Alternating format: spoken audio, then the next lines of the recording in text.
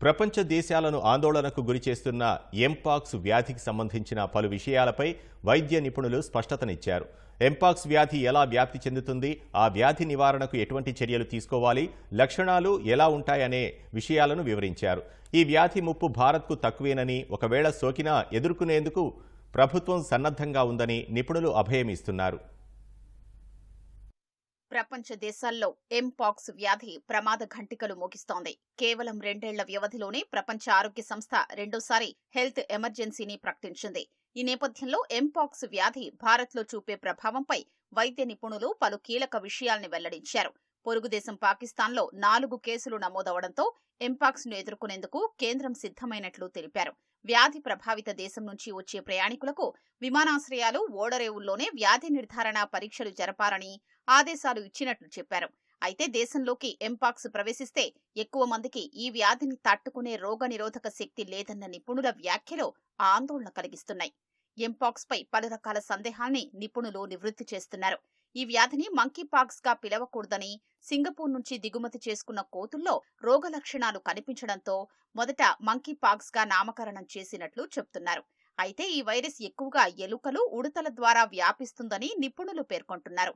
అందువల్లే ప్రపంచ ఆరోగ్య సంస్థ మంకీపాక్స్ పేరును ఎంపాక్స్ గా మార్చినట్లు గుర్తు చేస్తున్నారు. ఈ వ్యాధి వాస్తవానికి 1970లో డెమోక్రటిక్ రిపబ్లిక్ ఆఫ్ కాంగోలో గుర్తించారు. 2022 వరకు ఆ దేశానికి మాత్రమే పరిమితమైంది.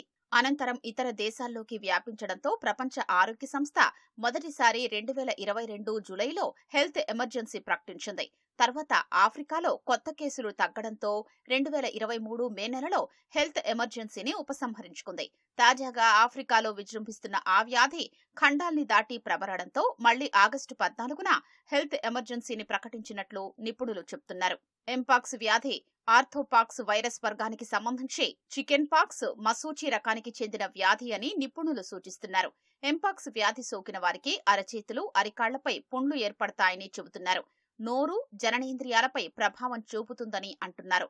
ఎంపాక్స్ బారిన పడ్డ వారిలో జ్వరం, కండరాల నొప్పులు, చర్మంపై పుండ్లు వంటి లక్షణాలు దశలవారీగా అభివృద్ధి చెందుతాయని నిపుణులు సూచిస్తున్నారు.